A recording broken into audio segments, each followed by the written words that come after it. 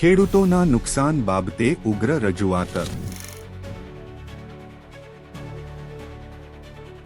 બાગાયત વિભાગના અધિકારીઓએ ખેડૂતોના થયેલ નુકસાનના કરેલ રિપોર્ટ બાબતે આમ આદમી પાર્ટીના નેતા પ્રવીણ રામે રજૂઆત સાથે કર્યા આક્ષેપો। આંબાના બગીચાઓમાં આ વખતે નુકસાની થવાના કારણોમાં બાગાયત વિભાગના અધિકારીઓએ ખેડૂતોને દોષી ઠેરવ્યા હોય ત્યારે આપ નેતા તેમજ ખેડૂતો માટે લડત લડનાર પ્રવીણ રામે બાગાયત વિભાગના અધિકારીઓએ આ રિપોર્ટ એસી ઓફિસમાં બેસીને જ બનાવ્યો હોવાનો આક્ષેપ લગાવ્યો છે। ખેડૂતોના ઉત્પાદન ઓછા થવાના બાગાયત વિભાગના રિપોર્ટના એક કારણો ઉપર પ્રવીણ રામ દ્વારા ખુલાસાઓ આપવામાં આવ્યાનું જણાવેલ છે। કરેલ માંગણીમાં બાગાયત વિભાગના અધિકારીઓને સર્વે કરતા નથી આવડતો, એમનો એક સર્વે સરકારે કરવો જોઈએ તેવી પણ માંગ કરેલ છે। આજ તમારો બાગાયતનો બગીચો છે, અહીંયા બાગાયતમાં તમે વૈજ્ઞાનિક ઢબે ખેતી કરો છો, આપણે સાથે મળીને જોઈએ કેટલા ઝાડવાની અંદર કેટલી કેરી બાકી છે, કેટલું ફ્લાવરિંગ આવ્યું છે, કેટલો મધ્યો લાગ્યો છે,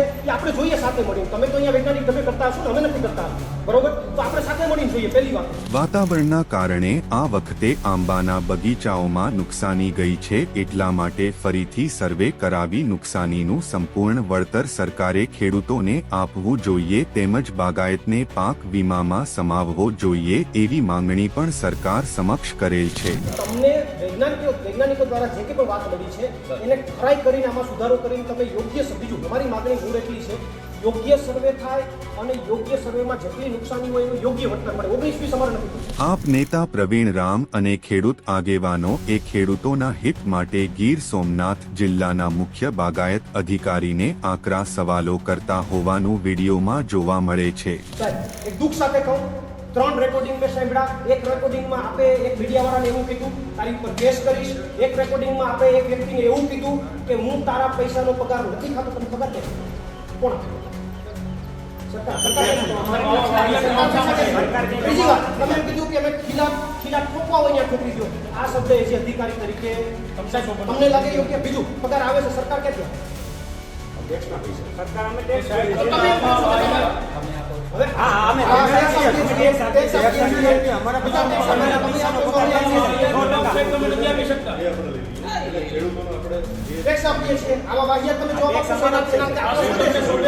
આમ આ વખતે ખેડૂતોને નુકસાનના સર્વે અને નુકસાની બાબતે ખેડૂતોમાં આક્રોશ જોવા મળી રહ્યો છે।